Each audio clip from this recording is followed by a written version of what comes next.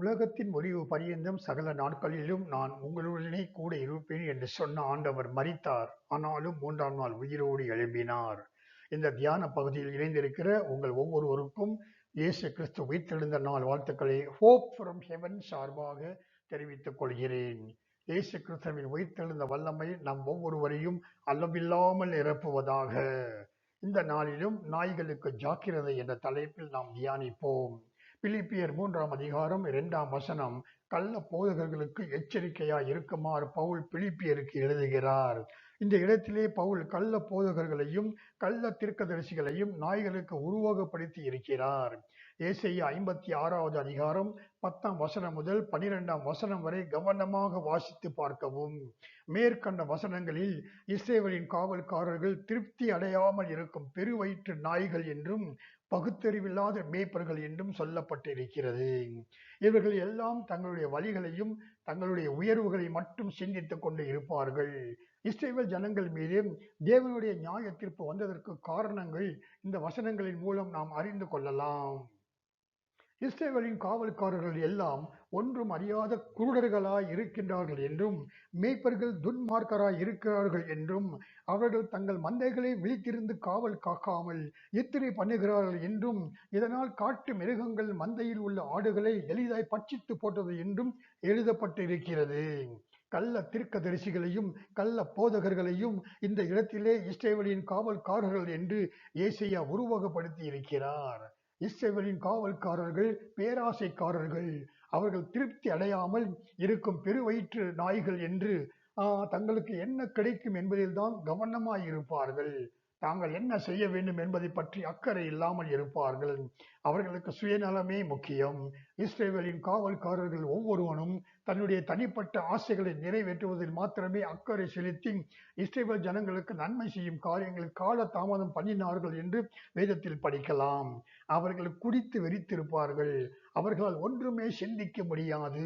பயிரை காக்க வேண்டிய வேலி பயிரையே நாசம் செய்தது போல இஸ்ரவேலின் காவல்காரர்கள் ஜனங்களுடைய துன்மார்க்கத்தை கடிந்து கொள்வதற்கு பதிலாக ஜனங்களுடைய துன்மார்க்கத்திற்கும் பாவத்திற்கும் பங்காளிகளாய் இருந்தார்கள்.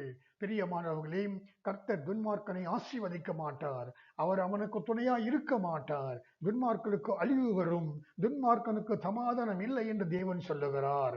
ஒரு சமயம் ஒரு தகப்பன் என்னிடம் பகிர்ந்து கொண்ட செய்தி ஞாபகம் வருகிறது.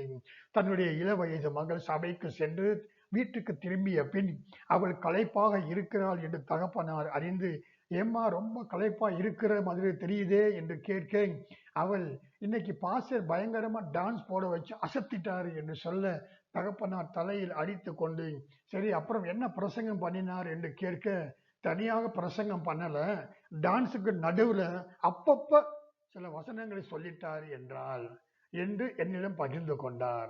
வசனங்களை இருதயத்திற்குள் பதிப்பதற்கு பதிலாக கோட்டு சூட்டு போட்டுக்கிட்டு ஜனங்களை டான்ஸ் போட வைத்து கெடுக்கும் இப்போதைய சில காவல்காரர்கள் அப்போதைய இஸ்ரவேலின் காவல்காரர்கள் போல் இப்போது மாறிவிட்டார்கள்.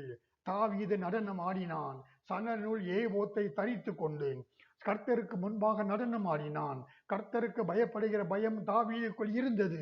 பிரியமானவர்களே, 2 சாமுவேல் 6ஆம் அதிகாரம் 14ஆம் வசனம் முதல் 23ஆம் வசனம் வரை கவனமாக வாசித்து பார்க்கவும்.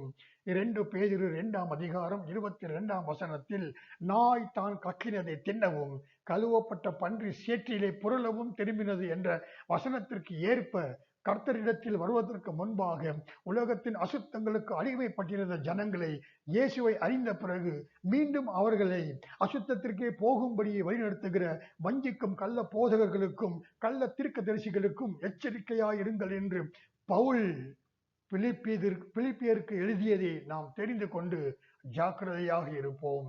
மீண்டும் ஒருமுறை உங்கள் அனைவருக்கும் ஈஸ்டர் தின நல்வாழ்த்துக்கள். தேவன் தாமே உங்கள் ஒவ்வொருவரையும் அபரிமிதமாக ஆசீர்வதிப்பாராக. ஆமென்.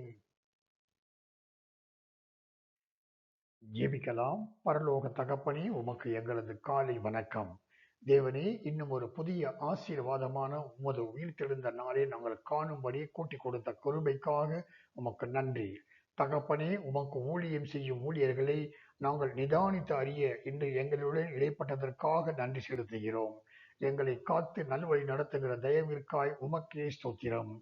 கர்த்தாவே, தினந்தோறும் இந்த தியானத்தில் பங்கு கொள்கிற ஒவ்வொருவரையும் தொட்டு ஆசீர்வதித்து உமது இரத்த கோட்டைக்குள்ளே மூடி மறைத்து பாதுகாத்து ஆவியானவரின் பிரசன்னம் எப்போதும் சித்தம் செய்ய நம்மை நடத்துகிற அன்பிற்காய் உமக்கே சகல துதிகன மகிமை செலுத்தி இயேசு கிறிஸ்துவின் நாமத்தில் ஜெபிக்கிறேன் எங்கள் பரமபிதாவே. ஆமேன். தேவன் தாமே உங்கள் ஒவ்வொருவரையும் அபரிமிதமாக ஆசீர்வதிப்பாராக. ஆமேன்.